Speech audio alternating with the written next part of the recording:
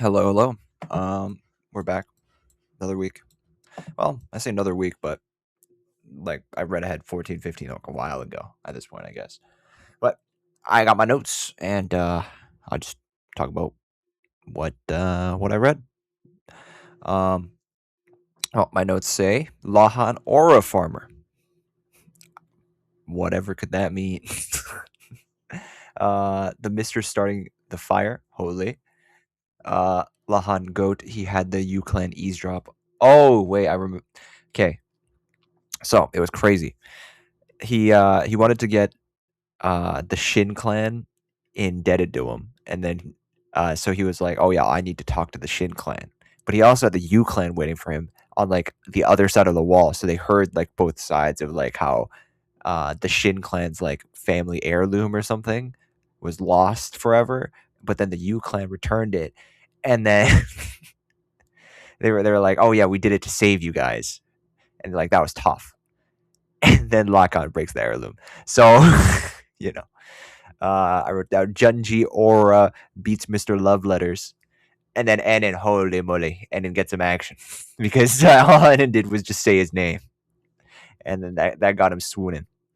It's really funny to hear, or I guess read, Mao Mao's commentary on the whole thing and how dissatisfied she is.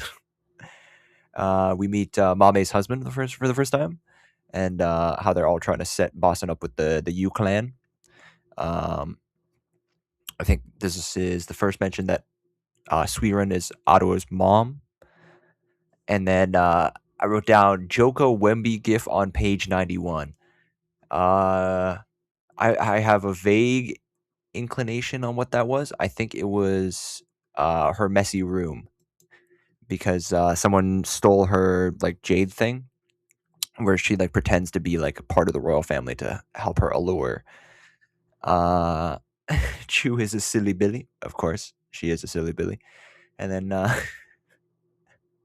um, Mamo got called into Jinchi's chambers, and they were chewing Suiren because Suiren, with this knowledge, she's Jinchi's grandmother, and they were. The book said, unbeknownst to the two of them, that they were watching through a people. And I twin. Uh, Boston is terrifying from a non Mau Mau POV. Trues had never been trued.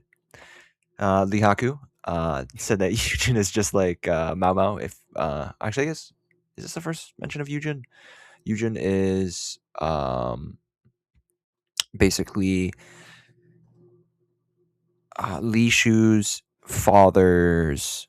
I guess it's Li Shu's stepbrother, and basically he really despises his side of the family, but really respects Li Shu. Sweet stuff. You kind of feel for him because his relation is kind of what made like the returned head of the family angry at him. Fair enough though. Kokio doing the smallpox in kids because we meet. I think was it this chapter or last volume that we had two new attendants, and one of them has smallpox and was very happy to meet Kokio again because he was the one that saved her and like the couple other people by early infecting them with smallpox because it's less effective in kids. Jokas starts to take over as the granny of the Verdigris house. Uh, Jinchi spit take into Tao Mei wiping Mao Mao's plain face. That's funny. And then we learned that Joka is a Kato descendant, and that that would make Tianyu Joka's cousin. And then I got a quote, I guess, from the book, because there's actual capitalization in my notes.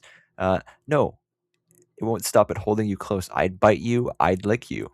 A chill went down my spine. Mao Mao gave him a mild glower. She had goosebumps. That was the pronouncement of a straight up freak. Even if he could probably get away with it on account of being so handsome. If Lahan were to say something like that, she wouldn't stop at crushing his toes. She'd stab them through with a spear.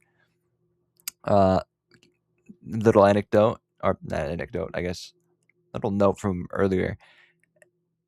Lahan wisely has steel-toed shoes now or something like that. He put something in his like for like the toe area of his shoes for when Mamo got back. So you know we learned that from his POV a while back. Also, actually, did I mention that he's like he's got crazy game?